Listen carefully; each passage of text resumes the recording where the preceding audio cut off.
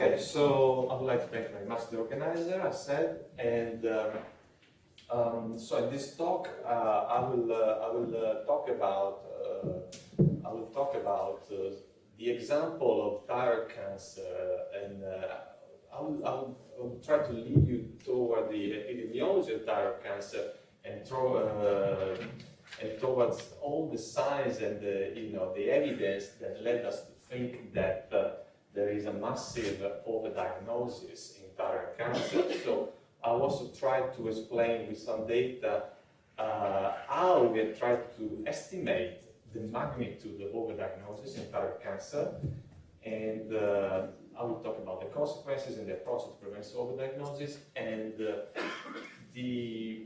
the increasing activity that as IARC and as WHO we are trying to set to limit this issue and to make many more people aware of that.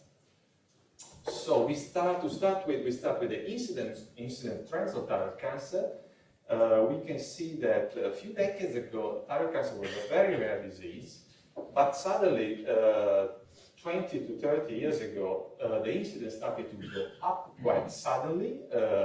In Europe, we have Italy and France, where the rates went up suddenly, very fast, and in other countries outside Europe, we have the US, where the rates went up very highly, and the Republic of Korea, where they skyrocketed to very, very high rates within 10, 15 years. It has to be said that patterns in females and men are similar, but the rates are much higher in females, and the female-to-male ratio in incidence is about 3, although it varies a little bit between countries. So these increases led to a massive increase and to a massive heterogeneity between countries, but also within each country there is a lot of regional incidence. For instance, in Canada, we can see about 10-fold difference between the different registries in Canada. Also similar differences are seen in other countries. So there is a lot of heterogeneity, geographical heterogeneity between countries and within countries. Here we can see in blue, the blue bars are incidence. Again, we can see the regional differences. But what is interesting is to compare incidence with mortality. So you can barely see mortality here. Is the red bar. So mortality is basically very low everywhere, and is very visible. It has another order of magnitude compared to incidence. Nevertheless, what happened to the mortality rates of thyroid cancer? And here I want to put them with a lithograph, with a magnifier, because to point out that the magnitude of the mortality rates is much, much lower than the one in incidence. So the mortality rates of thyroid cancer went down in many countries, including the US in the decades, in the 70s and the 80s.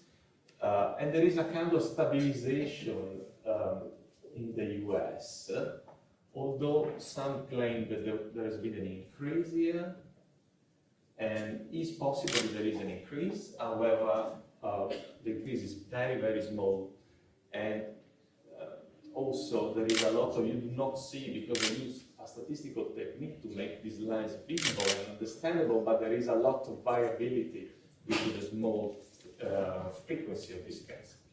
So the rates have been going down, and they are at a very low level. Another thing that is interesting to see is to compare the mortality rates in women versus men. So here we have some selected countries, and what we can see is that they decreased for both men and women. What does that mean? That means two things. One is that if you want to prevent mortality of thyroid cancer, there is not much left to prevent, because the rates are very low already. And the second thing is that compared to incidence, where we had a 3-to-1 ratio, the ratio for mortality is almost 1. So we can say that men and women that died in a similar manner, but women are diagnosed 3 times more than men. And this is another sign probably of overdiagnosis, particularly in women, who who are suffering more about this issue. So there are four main histological types. We have the papillary types, which account for about 85% of all the thyroid cancer cases, and they have a very good prognosis, very good. And then we have follicular types that account for 11%, have a slightly worse prognosis than papillary, than medullary. The prognosis is worse, but they account only for 3% of all the cases. And the nasty anaplastic types, they account for only 1%. And these are very lethal, by the way. They are very lethal subtype. All these types, they have a different risk of dying. And what happens, all the incidents, the increasing incidence that we see before across the different countries is mainly accounted by the papillary type. So basically, the whole difference between these countries is given by the black bars, which are the papillary type. And in particular, they are accounted by the small papillary type, which are found more and more. And there is no major change. There are no major changes in other types. So this is another striking statistic that I like to point out, and is also always related to the difference between incidence and mortality. Actually, it's the ratio between incidence and mortality. We've seen incidence is very high, mortality is very low. And and especially this is affecting women, particularly young women, women below the age of 50. So if we restrict to 50 to 49 years, we have that the incidence to mortality ratio for thyroid is about 300-400 times, which means that for one death, we have about 300-400 people, women that are diagnosed. Very young women, so young women, let's say. And even when we compare that with other cancers like breast or melanoma, for which the incidence trend has been going up, for which also there is a strong suspicion of overdiagnosis, thyroid remains still a unique case. This was for high-income countries, but even when we restrict to low-income countries, we have a relatively high number. Risk factors for thyroid cancer, we know the ionizing radiation exposure, especially in children and adolescents, is a risk factor and has been increasing. So in particular for medical radiation, for medical reasons.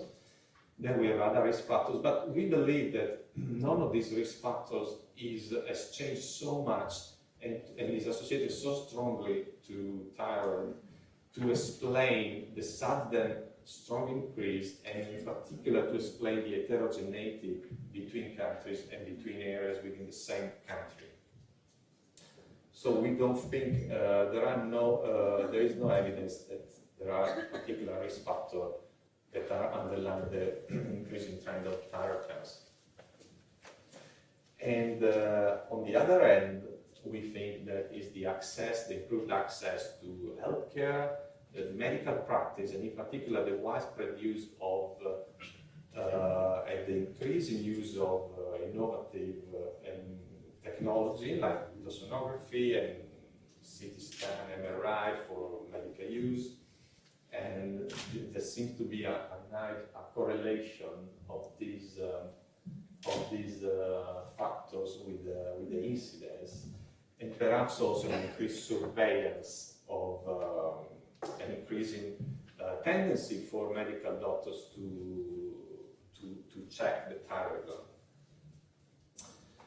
So the condition for the thyroid cancer overdiagnosis are to have a vast reservoir of latent tumors, and we know there have been studies that show that about 12%, this is an approximate figure but it's quite high, of 12% of autopsies, they are found with this small papillary carcinomas, and you need to have a mechanism through which the tumor could be identified, and we have all this new technology, imaging techniques, ultrasonography, that can identify precisely very small tumor.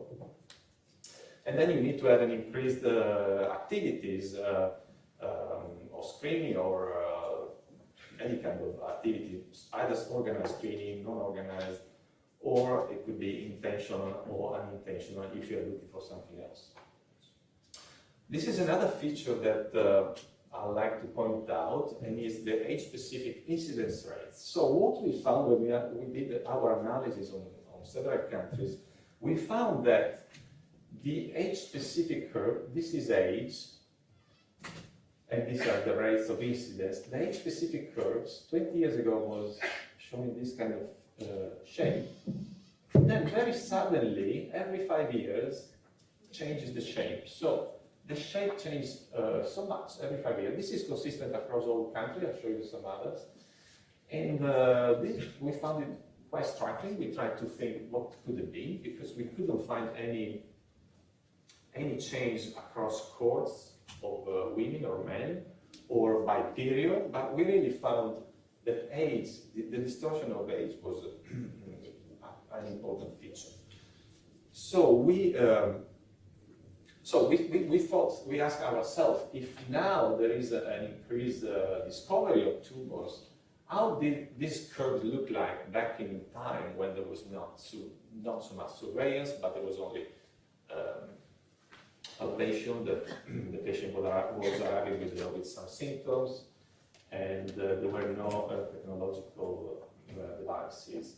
How did they look like? So we went to look for all data, in particular in Nordic countries. This is Denmark, for instance, but we also used other Nordic countries and other registries around the world, in Canada, Israel, and US, that had long-term data. We went back to before the 70s, and we saw that this kind of behavior for age specific. So this is the typical behavior of epithelial cancer. So it's very low until about 40, 50, and then suddenly it increased more than proportionally after 50.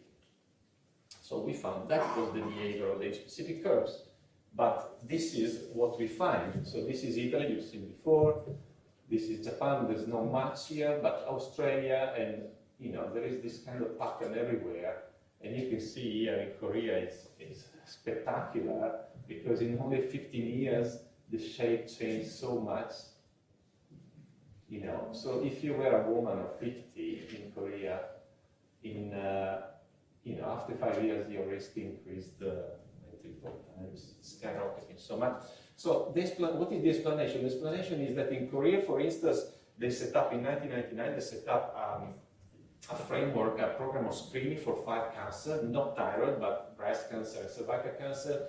And they also, for a small amount of money, for about $40–50, you could have your thyroid checked. And many women in particular comply to that. About 1/3 of the women at this age actually comply. This age category was the one with the highest compliance. I think it's about 35% of the women in the whole population.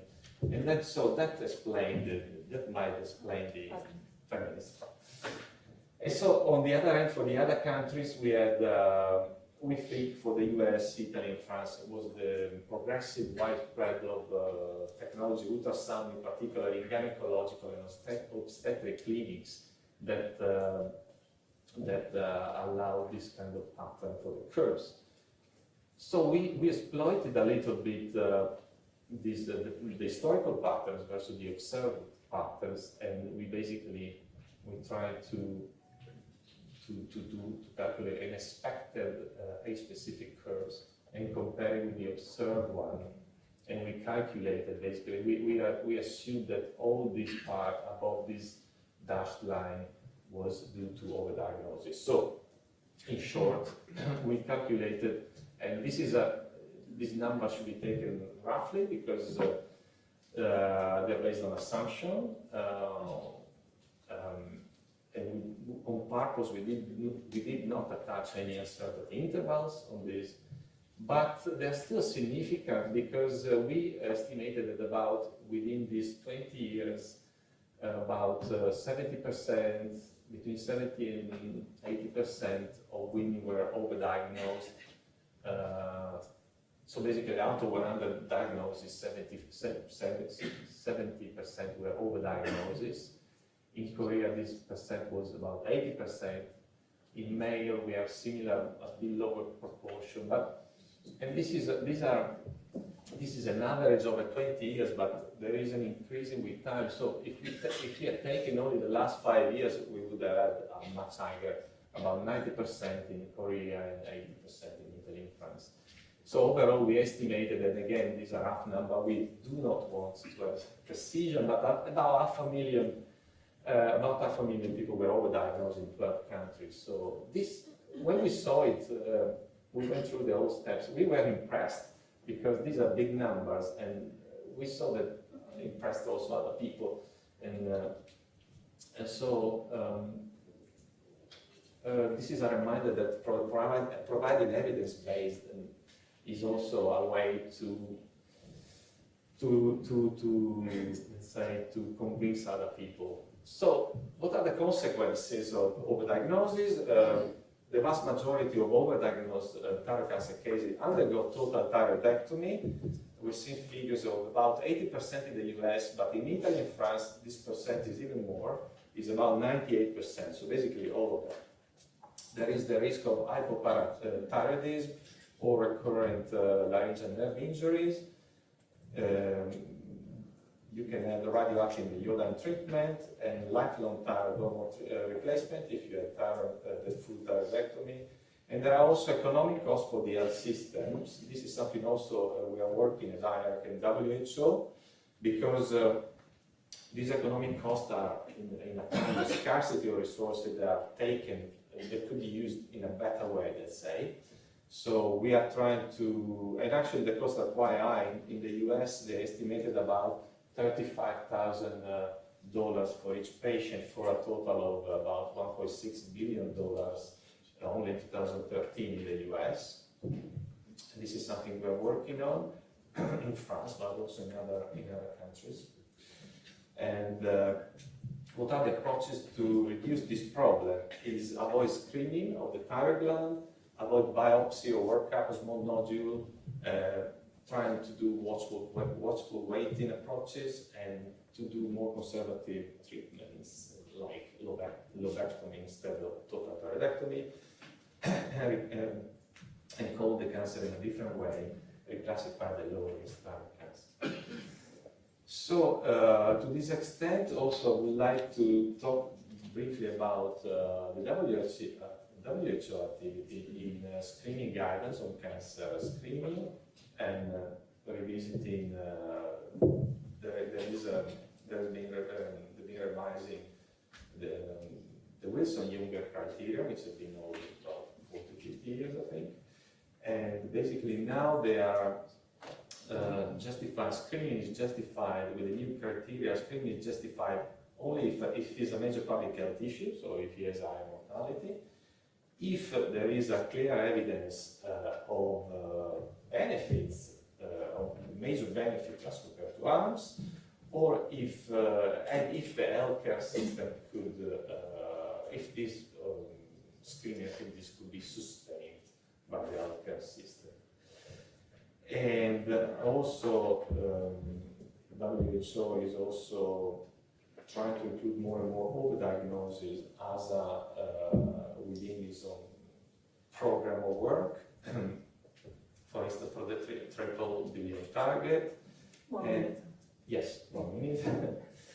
And basically, the idea is that now recommendations for clinical decision making are referred based on effective, safe, and cost-effective use of cancer diagnostic and therapeutic services. This is one of the messages and one criteria. Then there is also the appropriate use of health technologies for NCD management. And the last thing I wanted to conclude is that the data we're seeing today, they mainly refer to high-income countries, but there are warning signs with the new data that this epidemic, let's call it epidemic of thyroid cancer, is being expanded also in emerging countries. And these are, for instance, the CI5, the IARC more recent data for 2008-2012. And we ranked the first 50 cancer registries with the highest incidence. We have the usual suspect, Korea, Italy, France, US, but among them we see also other countries like Brazil, in particular Florianopolis, which has very high rates, as in Korea basically, We have Ecuador, Colombia, then we have Turkey, China, which means also a lot of people in absolute terms. And so the conclusion, there are no proven benefits from activity or surveillance or screening of the thyroid gland, but there are a lot of harms, and there is a lot of individuals have been overdiagnosed, and the majority of the overdiagnosed cases undergo total thyroidectomy and other harmful treatment. And there are warning signs that this is expanding also in emerging economies. So it would be useful that the mistakes done in high-income countries are not repeated also in emerging economies. And there are ways to address the problem. And I conclude here. I would like to thank all the collaborators, and thank you very much for your attention.